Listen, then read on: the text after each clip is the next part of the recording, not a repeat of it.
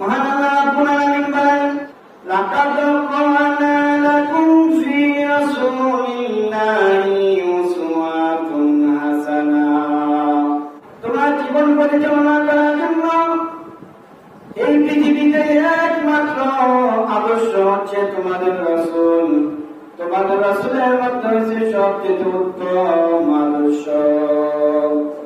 আমাদেরকে আল্লাহ রাব্বুল আলামিন দুনিয়াতে প্রেরণ করেছেন, কিন্তু এই দুনিয়াতে আমরা কিভাবে চলবো এটা আল্লাহ রাব্বুল আলামিন তার প্রিয় হাবিব নবী মুহাম্মদ রাসূলুল্লাহ সাল্লাল্লাহু আলাইহি ওয়াসাল্লামের মাধ্যমে আমাদেরকে জানিয়ে দিয়েছেন। অতএব দুনিয়াতে এমন কোন কাজ নাই এই কাজে রাসূল সাল্লাল্লাহু আলাইহি ওয়াসাল্লামের আদর্শ নাই, সুন্নাত নাই, মডেল নাই, নমুনা নাই। আল্লাহ রাব্বুল আলামিন তার বান্দাদেরকে সঠিকভাবে পরিচালনা করার জন্য রাসূল সাল্লাল্লাহু আলাইহি ওয়াসাল্লামকে শিক্ষক হিসেবে দুনিয়াতে প্রেরণ করেছেন, রাসূল হিসেবে দুনিয়াতে প্রেরণ করেছেন। আমরা দুনিয়াতে যে কোনো কাজ করি না কেন, প্রত্যেকটি কাজেই রাসূল সাল্লাল্লাহু আলাইহি ওয়াসাল্লামের আদর্শ আছে, ওনার পদ্ধতি আছে। ওনার পদ্ধতির মধ্যে যদি আমরা আমল করি তাহলে আল্লাহ রাব্বুল আলামিনের বিধান অনুযায়ী আমাদের আমল করা হবে। আমাদের ইসলামী নলেজ, ইসলামী জ্ঞান এতই সীমিত যে দুনিয়াতে আসছি শুধু খেয়ে দিয়ে আমাদের জীবনটা শেষ করে দিচ্ছি। রাসূলের আদর্শ কি, ইসলামের বিধান কি, এগুলো আমরা জানতে চাই না, মানতে চাই না। রাসূল সাল্লাল্লাহু আলাইহি ওয়াসাল্লাম কিভাবে প্রস্তাব পায়খানা করতেন এবং কি উম্মতদেরকে কিভাবে দিক নির্দেশনা দিয়েছেন প্রস্তাব পায়খানা করার ক্ষেত্রে, আমরা এই নলেজ গুলা, জ্ঞান গুলা আমাদের না থাকার কারণে গরু ছাগল যেভাবে প্রস্তাব পায়খানা করে তার চেয়ে আরো খারাপ পদ্ধতিতে আমরা প্রস্তাব পায়খানা করি। রাসূল সাল্লাল্লাহু আলাইহি ওয়াসাল্লাম বলেন, যখনই তোমার সামনে খাবার উপস্থিত হবে আর নামাজের সময় হয়ে যাবে, পেটের মধ্যে অনেক ক্ষুধা, তখন তুমি আগে খাবার খাবা, পেটকে শান্তি করবা, তারপরে তুমি আল্লাহর ইবাদত করবা।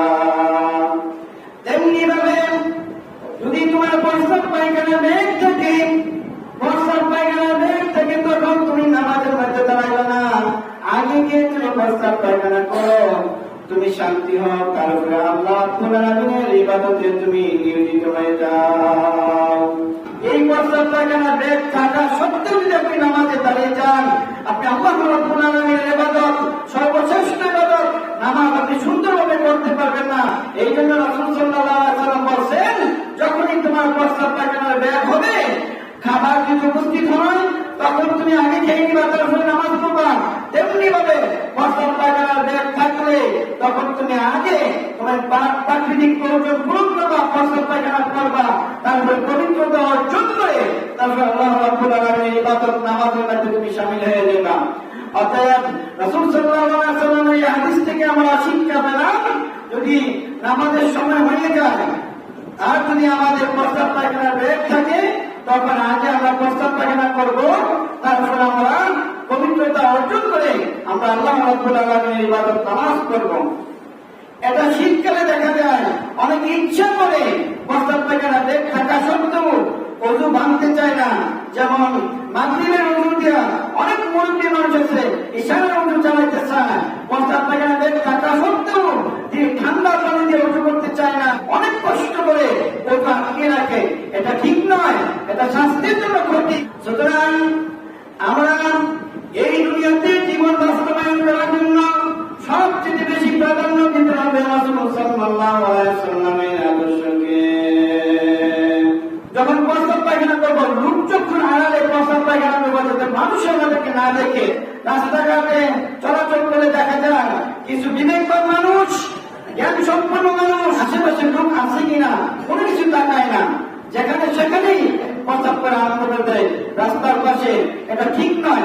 সুদা বিন মুগিরা রাদিয়াল্লাহু তাআলা থেকে বর্ণিত, রাসূল সাল্লাল্লাহু আলাইহি ওয়াসাল্লাম যখনই প্রস্তাব পায়খানা বের করতেন, এত দূরে চলে যেতেন, আমাদের চোখ হারানোর নবীজি চলে যেতেন, নবীজিকে কেউ দেখত না। নবীজি যখন প্রস্তাব পায়খানা করতেন, এত দূরে চলে যেতেন, রাসূল সাল্লাল্লাহু আলাইহি ওয়াসাল্লামকে কেউ দেখত না। কারণ তখন তো আমাদের যেরকম কাজ এরকম কাজ ছিল না। রাসূল সাল্লাল্লাহু আলাইহি ওয়াসাল্লাম সাহাবীরা জোর করে প্রস্তাব করতো, পায়খানা করতো, অত দূরে চলে যেত, তাদেরকে কেউ দেখতো না। অতএব আমরা যখন প্রস্তাব পায়খানা করবো, এমন ভাবে আমরা আপনি আশরাফুল মাখলুকাত, আপনি মানুষ, আপনি একটা পরিবেশ করবেন কোন জায়গার মধ্যে প্রস্রাব করা যায়। একটা কুকুর নিকৃষ্ট পানি, ওই কুকুরে দেখবেন যেখানে সেখানে প্রস্রাব করে না। কুকুর যদি প্রস্রাব করার জন্য বের হয় তখন তিনি আশেপাশে একটা জায়গা তিনি চেয়ে নির্দিষ্ট করে নেন, ওই পরিবেশে গিয়া তখন কুকুরে প্রস্রাব করে, যেখানে সেখানে প্রস্রাব করে না। আর আপনি আশরাফুল মাখলুকাত, যেখানে সেখানে প্রস্রাব করেন। অতএব আপনি যখন প্রস্রাব করবেন আশেপাশে লোক আছে কিনা অথবা মানুষ দেখে কিনা, এটা আপনি অবশ্যই আপনি খেয়াল করতে হবে। সুতরাং আমরা যখন প্রস্তাব করবো আমরা এমন জায়গায় প্রস্তাব করবো যাতে মানুষ আমাদেরকে না দেখে, অথবা টয়লেটে গিয়ে আশেপাশে মানুষ যারা এমনকি আমাদের প্রস্তাব করার দৃশ্য না দেখে, এটা লজ্জাকর বিষয়।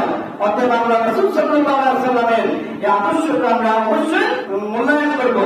রাসূল সাল্লাল্লাহু আলাইহি ওয়াসাল্লাম বলেন, তোমরা তিনটি জায়গার মধ্যে প্রস্তাব পায়খানা করবে না। এক নাম্বার, মানুষ চলাচলের রাস্তার মধ্যে প্রস্তাব পায়খানা করবে না। দুই নাম্বার, মানুষ বিশ্রাম নেয় ছায়াদার এমন জায়গার মধ্যে তোমরা প্রস্তাব পায়খানা করবে না। তিন নাম্বার, জলাবদ্ধ পানির মধ্যে তোমরা প্রস্তাব পায়খানা করবে না। এখন দেখা যায় মানুষ চলাচল করে এই রাস্তার মধ্যে মানুষ প্রস্তাব করে পায়খানা করে, এমনকি আরো দেখা যায় কিছু কিছু মানুষ গাছতলা বিশ্রাম নেয়, একটু রেস্ট নেয়, ওই জায়গার মধ্যে কিছু মানুষ, দুষ্ট মানুষ, সে প্রস্তাব পায়খানা করে।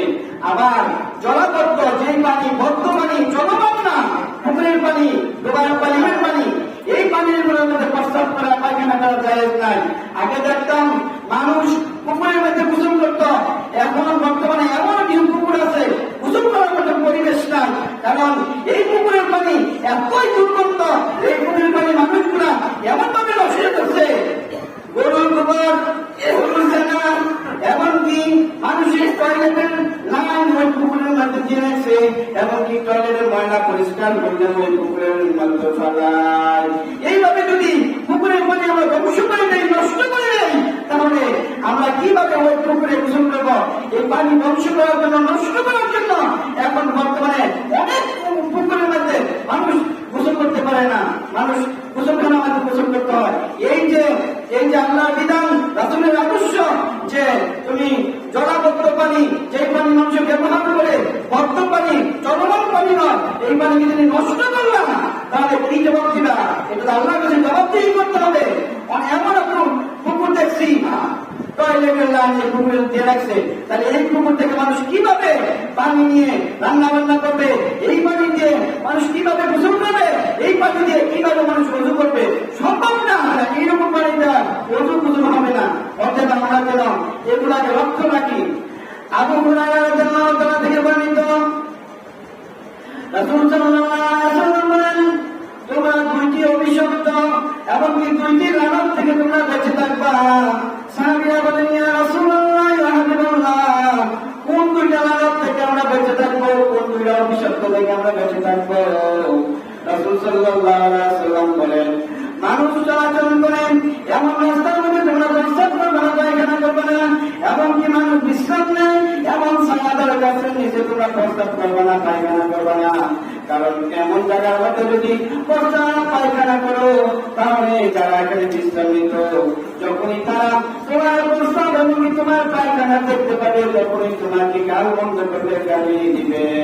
অতএব দুইটি জায়গার মধ্যে তোমরা প্রস্তাব পায়খানা করবে না। রাসূল সাল্লাল্লাহু আলাইহি ওয়াসাল্লাম বলেন, কোন গর্তের মধ্যে তোমরা প্রস্তাব করবে না, পায়খানা করবে না। সাহাবী জিজ্ঞাসা করলেন, ইয়া রাসূলুল্লাহ, ইয়া হাবিবাল্লাহ, কোন গর্তের মধ্যে কেন প্রস্তাব পায়খানা করবে না? রাসূল সাল্লাল্লাহু আলাইহি ওয়াসাল্লাম বলেন, গর্তের মধ্যে জীবজন্তু থাকে, এমনকি গর্তের মধ্যে জিন থাকে। অতএব এই গর্তের মধ্যে যদি তোমরা প্রস্তাব করে পায়খানা করো, ওই জিন তোমাকে ক্ষতি করবে। এমনকি ওই গর্তের ভিতরে যে জীব থাকে, এমনকি জীবজন্তু থাকে, ওইগুলোর ক্ষতি হবে। অথচ তোমার গর্তের মধ্যে পায়খানা করবে না। আরেকটি বিষয়, রাসূল সাল্লাল্লাহু আলাইহি ওয়াসাল্লাম বসে প্রস্তাব করতেন। আর আমাদের সমাজের মধ্যে দেখা যায় অনেক নামাজি মানুষ প্রস্তাব করার সময় তিনি বসে প্রস্তাব করে না, দাঁড়িয়ে প্রস্তাব করে। বাসি প্রস্তাব করে না, প্রায় সময় দেখি মুসলিম ৫ ওয়াক্ত নামাজ পড়ে কিন্তু দাঁড়িয়ে প্রস্তাব করে। তারপরে দাঁড়িয়ে প্রস্তাব করে আবার নামাজ পড়তে আসে। দাঁড়িয়ে প্রস্তাব করা এটা কত বড় অপরাধ। রাসূল সাল্লাল্লাহু আলাইহি ওয়াসাল্লাম বলেছেন তোমরা দাঁড়িয়ে প্রস্তাব করিও না। আয়েশা সিদ্দিকা রাদিয়াল্লাহু তাআলা বলেন যারা বলে রাসূল সাল্লাল্লাহু আলাইহি ওয়াসাল্লাম সব সময় দাঁড়িয়ে প্রস্তাব করতে তারা মিথ্যাবাদী, তারা রাসূল সাল্লাল্লাহু আলাইহি ওয়াসাল্লামের সাথে মিথ্যা প্রচার করছে। রাসূল সাল্লাল্লাহু আলাইহি ওয়াসাল্লাম যখনই প্রস্তাব করতেন তিনি বসে প্রস্তাব করতেন, অতএব তোমরা বসেই প্রস্তাব করবা।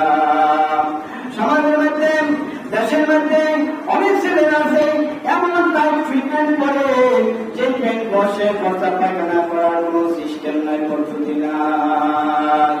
এই দাঁড়িয়ে প্রস্তাব করার কারণ কি?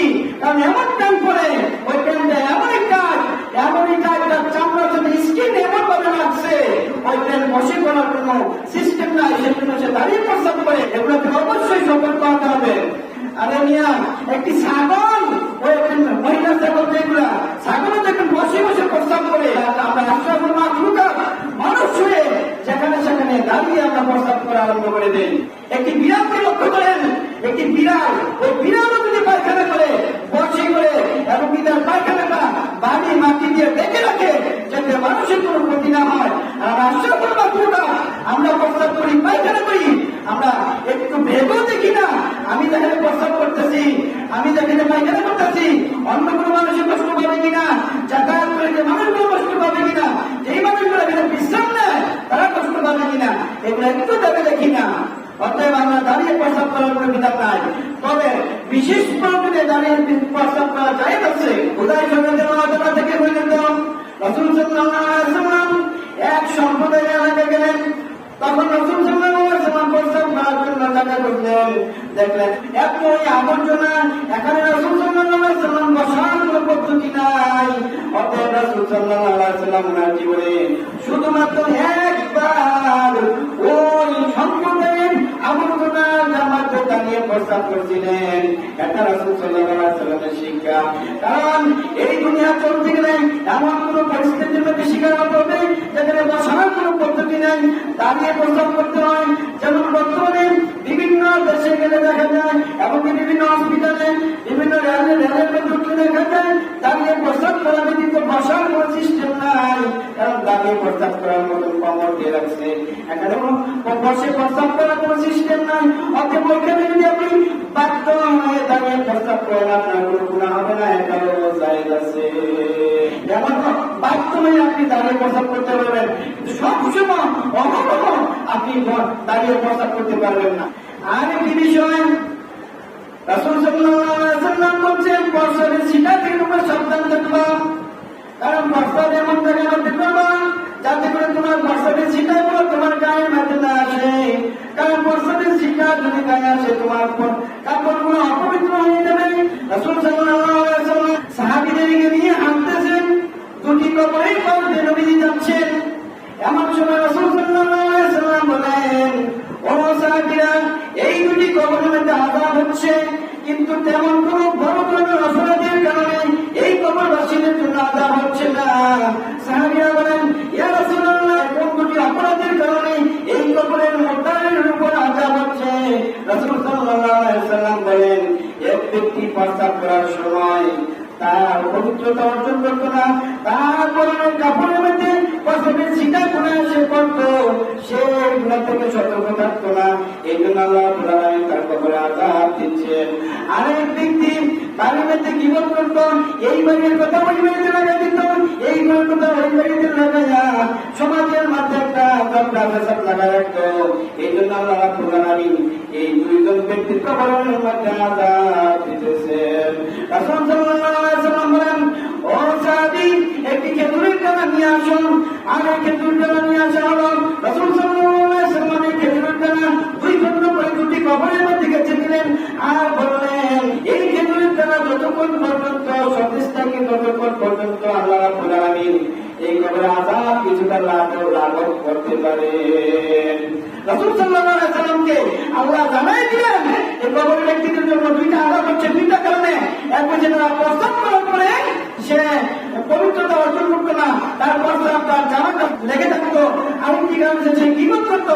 আল্লাহ রাব্বুল আলামিন জিবরাইলের মাধ্যমে রাসূলকে জানিয়ে দিয়েছেন, এই জন্য নবীজি দুইটা খেজুরের ডালা কবরের মধ্যে পুঁতে দিলেন।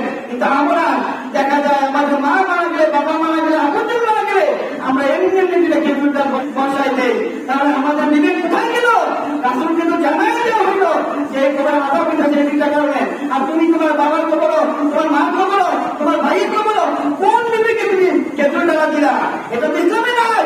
এবারে তুমি ইসলামের মূর্খতা প্রমাণ করতেছো। রাসূলকে জানাই দিচ্ছে কি কারণে আঘাত হয়েছে, সেই জন্য নবীজি এই কবরের মাধ্যমে কবরে খেজুর ডালা তুমি দিছে। আর তুমি কোন বিবেকে তোমার মার খবরে, বাবার খবরে, ভাইয়ের খবরে তুমি খেজুর ডালা খুঁজে দিতেছ, লাগিয়ে দিতেছ? এটা ইসলামে নয়। এইভাবে ইসলামকে দিনে দিনে রাসূল সাল্লাল্লাহু আলাইহি ওয়াসাল্লাম আদর্শ থেকে সরে দেওয়া হচ্ছে। রাসূল সাল্লাল্লাহু আলাইহি ওয়াসাল্লাম বলেন, যখনই আমরা প্রস্তাব করার সময় কোনো কথাবার্তা বলতে পারতো না, কারণ প্রস্তাব পায়খানা করার সময় যদি কেউ কথাবার্তা বলে আল্লাহ রাব্বুল আলামিন তার উপরে লানত দেন। এমন অনেক দেখছি বাস্তবে যে প্রস্তাব করতেছে, পায়খানা করতেছে, মোবাইলে কথা বলতেছে, একটু এবারে প্রস্তাব করতেছে, টয়লেটে বেশি কথা বলতেছে। আমি পাশে দাঁড়িয়ে শুনলাম, উনি বাইরে হওয়ার পরে বললাম, ভাই আপনি টয়লেটে পায়খানা করলেন বা প্রস্তাব করলেন, ওইখানে মনে করতেছেন ইনশাআল্লাহ আল্লাহ দিলে আমার গাড়ি চালান আগামী শুক্রবার চলে আসবে, এটা কি আপনি ঠিক করবেন? বলে ভাই আমি তো বুঝতে পারছি না। তাহলে আমরা ইসলাম না জানার কারণে এইভাবে টয়লেটে বসেও অনেক কাছে মোবাইলে কথা বলে, এটা ঠিক না। টয়লেটে কোনো কথা বলা যাবে না, টয়লেটে বসে চিকেন আজকাল করা যাবে না, টয়লেটে বসে হাসি দিলে আলহামদুলিল্লাহ বলা যাবে না, টয়লেটে বসা অবস্থায় যদি আজান শোনা যায় আজানের জবাব দেওয়া যাবে না। রাসূল সাল্লাল্লাহু আলাইহি ওয়াসাল্লাম এক সময় প্রস্তাব করতেছেন, একজন সাহাবী রাসূল সাল্লাল্লাহু আলাইহি ওয়াসাল্লামকে সালাম দিলেন। রাসূল সাল্লাল্লাহু আলাইহি ওয়াসাল্লাম সালামের কোনো জবাব দিলেন না। রাসূল সাল্লাল্লাহু আলাইহি ওয়াসাল্লাম প্রস্তাব করার পরে পবিত্রতা অর্জন করার পরে তিনি সালামের জবাব দিলেন। আর ওই সাহাবীকে বললেন, ও সাহাবী, আর কোনদিন এইভাবে প্রস্তাব করা অবস্থায়, পায়খানা করা অবস্থায় কাউকে সালাম দিবেন না। কারণ প্রস্তাব পায়খানা অবস্থায় কোন মানুষ আল্লাহর জিকির করতে পারে না, কোন কথাবার্তা বলতে পারে না। অতএব প্রস্তাব করা অবস্থা আল্লাহর জিকির করা যাবে না, সালাম কালাম নাই, কোনো কিছু নয়, নিশ্চুপ অবস্থায় আপনি থাকতে হবে। আবার অনেকে আছেন ওনার হাতের মধ্যে আংটি মধ্যে আল্লাহ লেখা, আবার অনেকে শিরিক এবং তাবিজ, ওই তাবিজের মাধ্যমে অনেকে দেখছি বড় তাবিজ, এই শিরিকি তাবিজের মধ্যে আল্লাহ, এই আল্লাহ নামের তাবিজ নেয়া এবং আল্লাহ নামের আংটি নিয়ে টয়লেটে প্রবেশ করে, কিন্তু এটাও ঠিক না। রাসূল সাল্লাল্লাহু আলাইহি ওয়াসাল্লামের আংটির মধ্যে আল্লাহ লেখা ছিল, রাসূল সাল্লাল্লাহু আলাইহি ওয়াসাল্লাম ওই আংটি খুলে তারপরে টয়লেটে যেতেন। অতএব প্রস্তাব পায়খানা করার সময় কারণ আংটিতে যদি আল্লাহ থাকে এটা খুলে পকেটে রাখতে হবে, অথবা কারো মোবাইলের স্ক্রিনে যদি আল্লাহ অথবা আংটির কোনো শব্দ লেখা থাকে স্ক্রিনে, মানে ওই ব্যাপারে তখন ওই মোবাইল হাতে রাখবে না, পকেটে রাখতে হবে প্রকাশ্য, এভাবে সামনে প্রকাশ থাকে। এইরকম আরবি শব্দ নিয়ে আপনি টয়লেটে যেতে পারবেন না। মোবাইল সামনে দিবেন, সমস্যা নাই। অনেকে মোবাইল বাইরে ব্যবহার করে, অথবা এত দামি মোবাইল বাইরে লাগলে চুরি হয়ে যাবে, এই জন্য সাথে নিতে হয়, কোনো সমস্যা নাই। কিন্তু ওই ব্যাপারে আল্লাহ অথবা আরবি শব্দ কোরআন এগুলা সামনে রাখা তার মনে টয়লেট করবেন না, ওইটা পকেটে রাখবেন অথবা অন্য কোথাও রাখবেন। এগুলো আমরা অবশ্যই মেনটেন করতে হবে, এগুলা মেনে চলতে হবে। রাসূল সাল্লাল্লাহু আলাইহি ওয়াসাল্লাম টয়লেটে যখন প্রবেশ করতেন তখন তিনি বাম পা দিয়ে প্রবেশ করতেন আর বলতেন বিসমিল্লাহ, আল্লাহর নামে প্রবেশ করতেছি।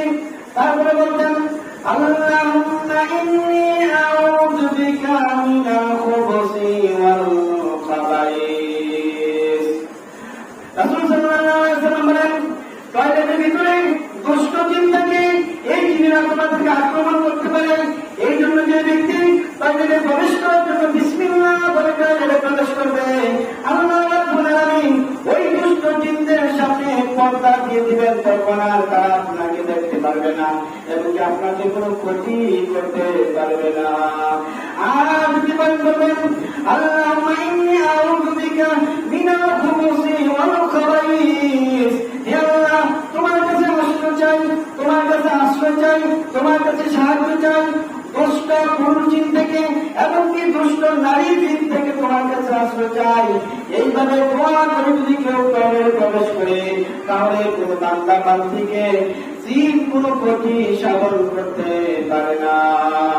অনেক মেয়েদেরকে দেখা যায় নতুন বিয়েছে যাওয়ার পরে স্বামী বাড়িতে আসলে তাদেরকে জিনে আসর করে, কিভাবে আসর করে, তখন সে একটু ভয় ভয় থাকে। যখন টয়লেটে যায় এই দোয়াগুলো না করার কারণে এই জিনে তাদেরকে আসর করে এবং অনেক ক্ষতি সাধন করে। আমি লেখাপড়া করছি, ওইখানে রানিং চেয়ারম্যান টয়লেটে যাওয়ার পরে অ্যাক্সিডেন্ট করে মারা গেল। এবং আমার এমন খারাপ ভাই, উনিও টয়লেটে গেছে, যাওয়ার পরে কমেন্টের ভিতরে পা ঢুকে গেল, আমার ভেঙে পা বের করতে হইলো।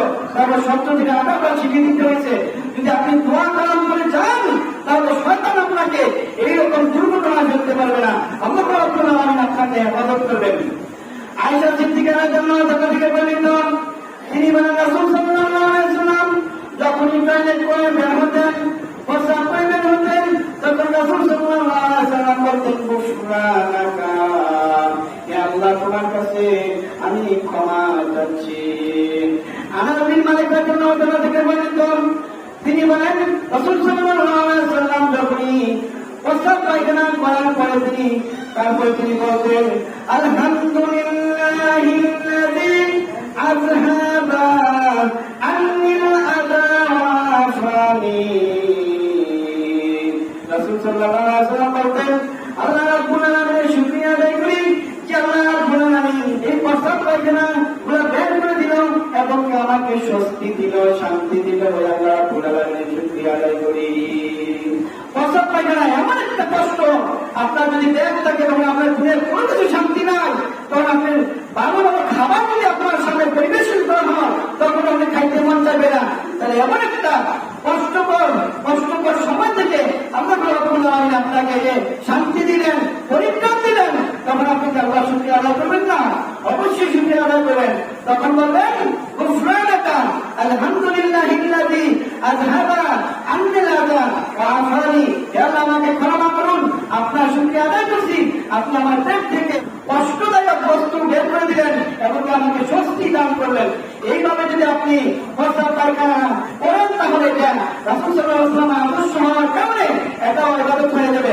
কিন্তু বর্তমানে দেখা যায় এই প্রস্রাব পায়খানা নামে রাসূলের আদর্শকে উদ্যয়ন করে, রাসূলের আদর্শকে মানুষের কাছে প্রচার না করে কিছু মানুষের বানানো কিছু পদ্ধতি মানুষের কাছে প্রচার করে দিচ্ছে। যেমন কতবার নির্লজ্জ, অনেকে দেখা যায় প্রস্রাব করার পরে ওনার লিঙ্গ করে হাঁটাহাঁটি করে, তারা বলে 40 কদম না হাঁটলে তারা বলে প্রস্রাব কিনার হয় না। সম্পূর্ণ বানানো, কতবার নির্লজ্জ যে মানুষের কোনো লজ্জা নয়, জীবন নাই, যে প্রস্রাব করার পরে ওনার লিঙ্গ করে 40 কদম হাঁটাহাঁটি করে। এইভাবে ইসলামকে ধ্বংস করতেছে। আবার কি করে তিনি নাচানাচি করে, রেফ্লেক্ট করে এবং কি হাসিতে কাশিতে, এগুলো ইসলামে নাই, এগুলো মানুষের নতুন বানানো, ইসলামের মধ্যে এগুলো নাই। রাসূল সাল্লাল্লাহু আলাইহি ওয়াসাল্লাম প্রস্তাব করতেন, ওনার আদর্শের মধ্যে হাদিসের মধ্যে এইরকম নাই যে প্রস্তাব করার পরে 40 কদম হাঁটাহাঁটি করতেন এবং কি হাসি দিতেন, কাশি দিতেন এবং কি রেফ্লেক্ট করতেন, নাচানাচি। এগুলো ইসলামকে একবারে অপমানিত করতেছে, এটা ঠিক নয়। এগুলো থেকে অবশ্যই ফিরে আসতে হবে। রাসূল সাল্লাল্লাহু আলাইহি ওয়াসাল্লামের আদর্শ মধ্যে যদি আপনি প্রস্তাব পায়খানা করেন, এটাও ইবাদতের মধ্যে লেখা থাকবে। অতএব মহান আল্লাহ রাব্বুল আলামিন বলেন লাকাদ কানা লাকুম ফি রাসূলিল্লাহি উসওয়াতুন হাসানাহ। তোমাদের রাসূল সাল্লাল্লাহু আলাইহি ওয়াসাল্লামের আদর্শের মধ্যে তোমাদের জন্য সর্বোত্তম আদর্শ আমি আল্লাহ রাব্বুল আলামিন দিয়েছি। অতএব রাসূল সাল্লাল্লাহু আলাইহি ওয়াসাল্লাম যেভাবে প্রস্তাব পায়খানা করছেন, যেভাবে পবিত্রতা অর্জন করছেন, আমরা সেইভাবেই প্রস্তাব পায়খানা করতে হবে এবং পবিত্রতা অর্জন করতে হবে। অনেক রাসূলের নামে পুরো হাদিস বানাইছে যে প্রস্তাব পায়খানা করার পরে কেউ যদি ঢিলাকুল ব্যবহার করে কেমন তোমাদের মিলানো করলাম ওই ঢিলাকুলগুলো দেওয়া হবে নাউযুবিল্লাহ। কত বড় রাসূলের নামে মিথ্যা হাদিস প্রচার করে যে এরকম অপবিত্র পায়খানা ব্যবহার করা ঢিলাকুলগুলা মিজানের গলায় দেওয়া হবে। মানুষের মাথা থেকে ঘৃণা নয়, জ্ঞান নয়। এই জন্য রাসূল সাল্লাল্লাহু আলাইহি ওয়াসাল্লামের নামে এভাবে মিথ্যা হাদিস প্রচার করে। রাসূল সাল্লাল্লাহু আলাইহি ওয়াসাল্লাম বলেন বুখারী শরীফের 106 নম্বর হাদিস, কেউ যদি আমার নামে মিথ্যা প্রচার করে সে দুনিয়াতে থাকা অবস্থায় তার স্থান জাহান্নামে নির্দিষ্ট করে রাখলো। অর্থাৎ আমরা এগুলো করবো না। প্রস্রাব পায়খানা থেকে পবিত্র হওয়ার জন্য আপনি প্রথমে টিস্যু ব্যবহার করতে পারেন, কিন্তু আপনি স্মরণে রাখতে হবে এই টিস্যু ব্যবহার করে কোনো সোয়াব হবে না। টিস্যু ব্যবহার করে আপনি পানি ব্যবহার করবেন। আর রাসূল সাল্লাল্লাহু আলাইহি পানি থাকলে অন্য কিছু ব্যবহার করতে পারতো না, কারণ তাদের তাদের পায়খানাগুলো ছিল একটু শক্ত, মানে সাগরের পায়খানার মতন, কারণ তারা কোনো ভাত খাইতো না, সবজি খেতে কোনো খাইতো না, শুধু আটা রুটি খেজুর এগুলো খাইতো। এই জন্য তাদের পায়খানাগুলো ওইরকম ছিল, তারা শুধু পানি ব্যবহার করলে হয়তো। কিন্তু আমরা যেহেতু শাকসবজি খাই, জন্য আমাদের পায়খানাগুলো বড় যেতে থাকে। অতএব আমি প্রথমে টিস্যু ব্যবহার করার পরে তারপরে পানি ব্যবহার করেন, পবিত্রতা অর্জন করেন। আর পবিত্রতা অর্জন করার জন্য আমরা বাম হাত আমরা ব্যবহার করবো, ডান হাত যেন ভুলেও ব্যবহার না করি। রাসূল সাল্লাল্লাহু আলাইহি ওয়াসাল্লামের আদর্শ মতে যেন আমরা প্রস্তাব পায়খানা করি। আল্লাহ রাব্বুল আলামিন আমাদের জন্য সেই তৌফিক দান করে। আল্লাহুম্মা আমিন।